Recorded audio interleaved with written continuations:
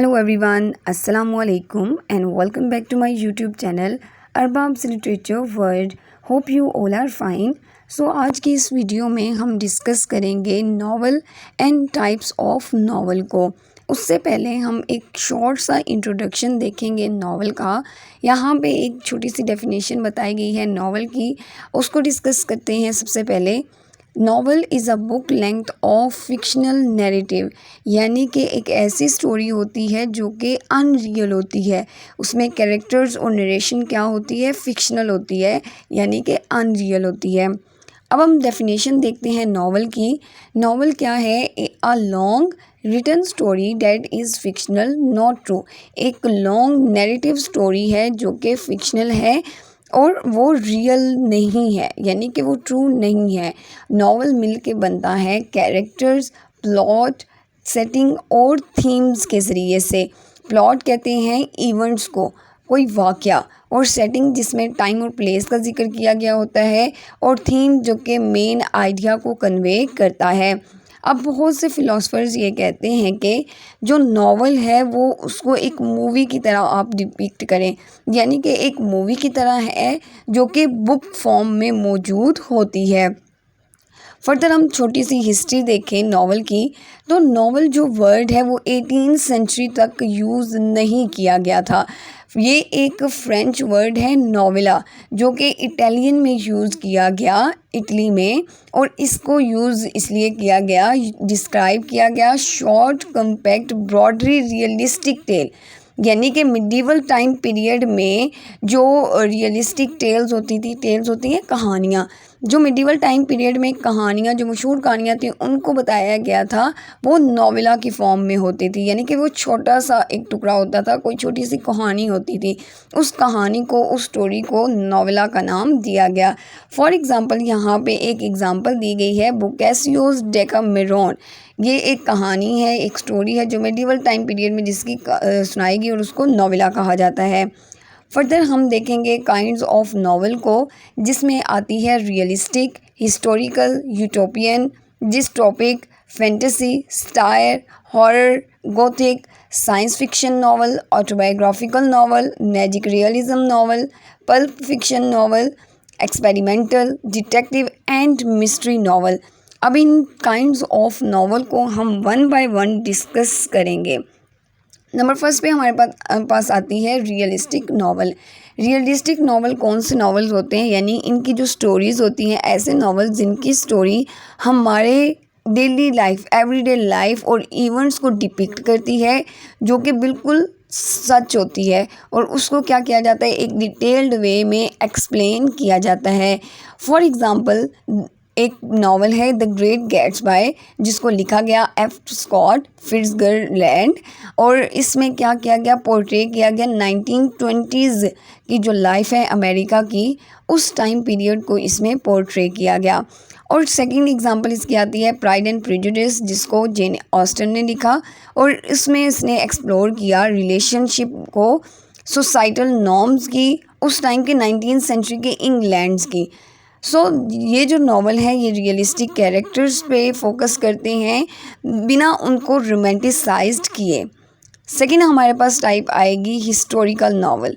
नाम से ही जाहिर हो रहा है, ऐसे नावल या ऐसी कहानियाँ जो हिस्ट्री को डिफ़ाइन करें, या हिस्ट्री जिसमें बताई गई हो, हिस्टोरिकल इवेंट्स मौजूद हों.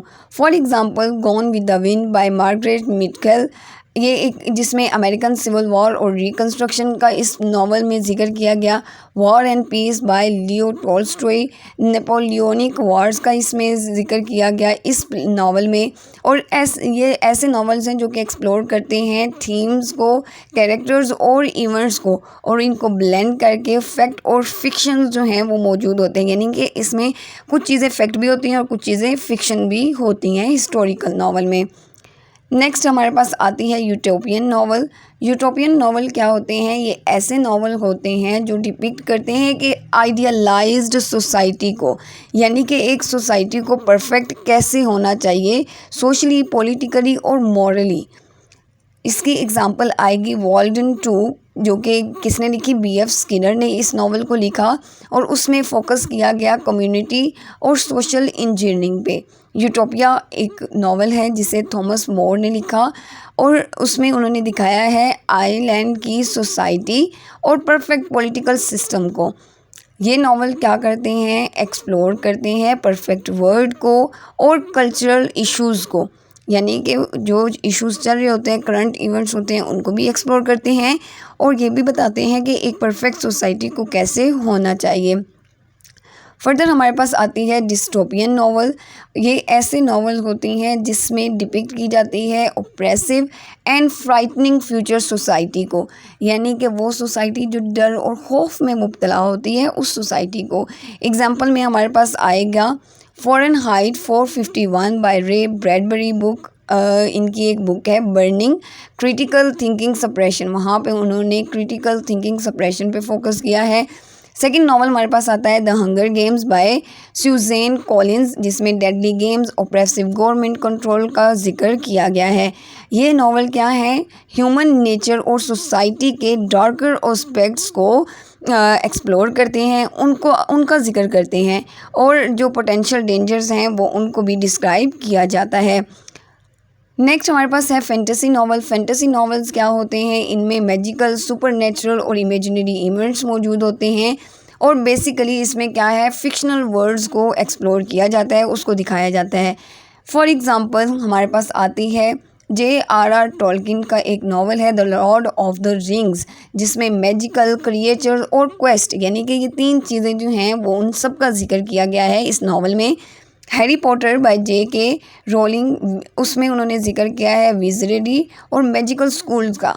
और ये ऐसे नावल्स हैं जिसमें रीडर्स को इवोक किया जाता है, इमेजिनेशंस क्रिएट की जाती हैं और फैंटेसिकल एलिमेंट्स मौजूद होते हैं और जिससे रीडर्स क्या हैं, इंजॉय करते हैं। Further stair novel. Stair novel यानी कि तंजिया नावल, जिसमें ह्यूमर, आयरनी और एग्जैजरेशन मौजूद होता है, यानी कि किसी भी सोसाइटी पे क्रिटिसाइज़ किया जाता है, उनकी बेवकूफ़ियाँ, फुलीज़ और अब्यूज़िव चीज़ों को एक्सप्लोर किया जाता है, उनको डिस्क्राइब किया जाता है। फॉर एग्ज़ाम्पल ये बहुत ही इम्पोर्टेंट नावल है Gulliver's travel by Jonathan Swift का। उन्होंने एक किस पे एक्सप्लोर किया, मॉक्स पॉलिटिक और ह्यूमन नेचर को उन्होंने इस नावल में स्टायर किया है। Animal form by George Orwell, इसमें इन्होंने बताया है करप्शन के बारे में और ये नावल क्या है, तंजिया तौर पर यूज़ किए जाते हैं और इनमें जो टोन होती है वो कॉमेडिक होती है, यानी दिखाया तो मज़ाहिया तौर पे जाता है लेकिन उसमें जो टोन यूज़ की जाती है वो स्टायर होता है, वो बेसिकली सोसाइटी पे तंज किया जा रहा होता है। हॉरर नावल नाम से ज़ाहिर है, जिसमें फ़ियर होगा, एंजाइटी मौजूद होगी और जिसमें सुपरनेचुरल और टेरिफाइंग एलिमेंट्स यूज़ किए जाएंगे। For example the shining by Stephen King, जिसमें हॉन्टेड होटल और आइसोलेशन का जिक्र किया गया है। सेकंड नावल कौन सा है, फ्रैंकेनस्टाइन बाय मैरी शेली, जिसमें मॉन्स्टर और हॉरर क्रिएशन का यूज़ किया गया है और ये नावल भी जो हैं वो darker aspects of human nature को एक्सप्लोर करते हैं और इनका एम क्या होता है, थ्रिल और चिल करवाना रीडर्स को। नेक्स्ट हमारे पास आती है science fiction novel. Science fiction novel यानी कि जिसमें साइंस का भी जिक्र होगा और फिक्टिशियस जो एलिमेंट्स होंगे वो भी यूज़ किए जाएंगे, टेक्नोलॉजी का भी यूज़ होगा और फिक्शन चीज़ों का भी यूज़ होगा। एग्जांपल में हम देखें तो नावल जो लिखा गया साइंस फिक्शन नावल वो है ड्यून बाय फ्रैंक हर्बर्ट, जिसमें फ्यूचर इकोलॉजी और पॉलिटिक्स का यूज़ किया गया है।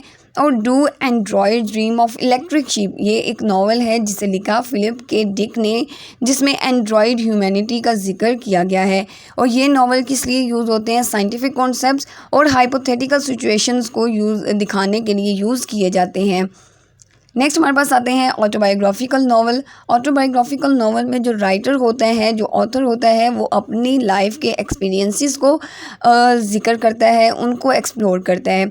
For example a portrait of the artist as a young man by James Joyce, जिसमें उन्होंने अपनी आर्टिस्टिक जो जर्नी है उसको डिस्क्राइब किया है और सेल्फ डिस्कवरी की है। ये नॉवेल्स क्या हैं, ब्लेंड होते हैं फैक्ट और फिक्शंस के साथ और इसमें ऑथर्स की लाइफ की स्टोरी बताई जाती है। Magic realism novel. Magic realism novel जिसमें ऑब्वियसली मैजिक का यूज़ किया जाएगा और रियलिटी का यूज़ किया जाएगा। एवरीडे लाइफ विद मैजिकल और फैंटेसिकल एलिमेंट्स जिसमें यूज़ होंगे। For example 100 years of solitude, ये भी बहुत इम्पोर्टेंट नावल है। तो उसमें जिसको लिखा गैब्रिया गार्सिया मार्क्यूज ने, जिसमें फैमिली सागा और मैजिकल इवेंट्स का ये बताया गया है। और हाउस ऑफ स्पिरिट्स जिसे आइजाबेल एलेंडा ने लिखा, जिसमें फैमिली हिस्ट्री सुपरनेचुरल एलिमेंट्स का यूज़ किया गया। और ये नावल ब्लेंड करते हैं ऑर्डिनरी और एक्स्ट्रा ऑर्डिनरी चीज़ों के साथ, एलिमेंट्स के साथ, और ये कैप्टिवेट करते हैं नैरेटिव थिंग्स को। पल्प फिक्शन नावल फर्दर हमारे पास आता है, जिसमें एक ऐसी स्टोरी होती है जो कि सेंसेशनल होती है और एक्शन पैक्ड होती है, यानी कि उसमें फोकस किया जाता है एंटरटेनमेंट ओवर लिटरेरी मेरिट्स का। इसकी एग्जांपल में हम देखें तो बिग स्लीप बाय रेमोंड कैंडलर, जिसमें उन्होंने मिस्ट्री और फिक्शन का बताया है। और सेकंड नावल हमारे पास आता है टार्जन ऑफ द एप्स, जिसको लिखा एडगर राइस ने, और इसमें उन्होंने एडवेंचर जंगल हीरो का जिक्र किया गया है। और ये नावल बेसिकली प्रायोरिटाइज करते हैं थ्रिलिंग प्लॉट्स को और विविड कैरेक्टर्स और इमेजेस और सेटिंग्स को। फर्दर हमारे पास आती है एक्सपेरिमेंटल नावल। एक्सपेरिमेंटल नावल्स क्या होते हैं? ऐसे नावल्स होते हैं या ऐसी स्टोरीज़ होती हैं जिसमें पुश किया जाता है ट्रेडिशनल नैरेटिव और बाउंड्रीज़ को, यानी कि उनकी जो ट्रेडिशनली चीज़ें चल रही हैं उनको पुश किया जाता है। जिसमें हमारे पास एग्जांपल आती है यूलिसिस बाय जेम्स जॉयस, उसमें उन्होंने स्ट्रीम ऑफ कॉन्शियसनेस और फ्रेगमेंटेड नैरेटिव्स का जिक्र किया है। सेकंड नावल हमारे पास आता है ग्रेविटीज़ रेनबो, जिसको लिखा थॉमस पाइकन ने, और जिसमें नॉन लीनियर फ्रेगमेंटेड और पैरानॉइड नैरेटिव्स का यूज़ किया गया। और ये ऐसे नावल्स होते हैं जिनमें रीडर्स की एक्सपेक्टेशंस को चैलेंज किया जाता है और न्यू वेज क्रिएट किए जाते हैं स्टोरी को और नेचर को प्रेजेंट करने में। डिटेक्टिव नावल में ऐसी स्टोरीज़ होती हैं जिनको डिटेक्ट किया जाता है, यानी मशकूक होती हैं, उनको ऑब्ज़र्व किया जाता है, उनकी मिस्ट्रीज़ को सॉल्व किया जाता है, और जिसमें यूज़ किए जाते हैं क्लूज़ होती हैं, डिडक्शन होती है और रीजनिंग मौजूद होती है। एग्जांपल में हम देखें तो नावल आएगा the murder on the Orient express, जिसको लिखा अगाथा क्रिस्टी ने, और उसमें उन्होंने डिस्क्राइब किया close room mystery surprise twist को। सेकंड नावल कौन सा आएगा? The girl with dragon tattoo, जिसको लिखा स्टेग लॉर्सन ने, और इसमें इन्होंने डिस्क्राइब किया इन्वेस्टिगेटिंग जर्नलिज्म और डार्क सीक्रेट्स को। और ये नावल जो हैं वो फॉलो करते हैं डिटेक्टिव इन्वेस्टिगेशंस को, और रीडर्स को इंगेज किया जाता है ताकि वो सच्चाई तक पहुंच सकें और सच्चाई को रिवील करें। मिस्ट्री नावल ऐसी स्टोरीज़ होती हैं जो कि पज़ल करती हैं, सॉल्व करती हैं एनिग्मा को, और जो पज़ल चीज़ें होती हैं उनको सॉल्व करती हैं, यानी कि ये भी जो है वो डिटेक्टिव की तरह है, इसमें भी सस्पेंस क्रिएट किया जाता है। और इसमें जो एग्जांपल आएंगी वो एक नावल है and then there were none by Agatha Christie, और इसमें उन्होंने आइसोलेटेड सेटिंग और सरप्राइज किलर के बारे में जिक्र किया है। Gone girl by Gillian Flynn, जिसमें उन्होंने ट्विस्टेड मैरिज, मिसिंग पर्सन और सरप्राइज ट्विस्ट का जिक्र किया है। इस नावल में भी रीडर्स को इंगेज किया जाता है और क्लूज़ दिए जाते हैं ताकि वो जो सरप्राइज़ है, जो चीज़ें हिडन हैं, उनको रिवील कर सकें। लास्ट हमारी जो टाइप है वो है गॉथिक नावल। गॉथिक नावल्स ऐसी स्टोरीज़ होती हैं जिनमें एलिमेंट्स ऑफ हॉरर्स, यानी कि खौफनाक या फेयर वाली चीज़ों भी मौजूद होती हैं, और मिस्ट्री, रोमांस, ये तीनों चीज़ें मौजूद होती हैं, हॉरर, मिस्ट्री एंड रोमांस। लेकिन इनका जो वो डार्क एस्पेक्ट दिखाया जाता है, एटमॉस्फेरिक जो लोकेशन होती है वो डार्क होती है। इसमें एग्जांपल हम देखें तो फ्रैंकेनस्टाइन बाय मैरी शेली, जिसमें उन्होंने मॉन्स्टर, कैसल्स और ट्रेजेडी का जिक्र किया है। और सेकंड नावल हमारे पास आता है ड्रैकुला, जिसको लिखा ब्रैम स्टोकर ने, जिसमें उन्होंने जिक्र किया वैम्पायर, सस्पेंस और सुपरनेचुरल एलिमेंट्स को। और ये नावल्स बेसिकली इवेंट्स को और फॉरग्राउंडिंग जो चीज़ें हैं, जो darker aspects of human nature है, उनको एक्सप्लोर करती हैं। अब हमने नावल देखा, उनकी टाइप्स देखी, तो मैं एक जो मोस्ट फेमस कोटेशन है उसको डिस्कस कर देती हूँ। यहाँ पे चार्ल्स डिकन ने अपने एक novel a tale of two cities में, जिसको पब्लिश किया गया 1859 में, उसमें वो जिक्र करते हैं इस कोटेशन का। बिल्कुल स्टार्ट में ये कोट यूज़ की जाती है, जिसको मैं पढ़ देती हूँ। It was the best of times, it was the worst of times, it was the age of wisdom, it was the age of foolishness, it was the epoch of belief, it was the epoch of incredulity, it was the season of light, it was the season of darkness, it was the spring of hope, it was the winter of despair. So thank you so much. This is all about today's video. उम्मीद करती हूँ आपको video की और topic की समझ आ गई होगी। मिलते हैं नेक्स्ट वीडियो में, तब तक के लिए अल्लाह हाफिज़।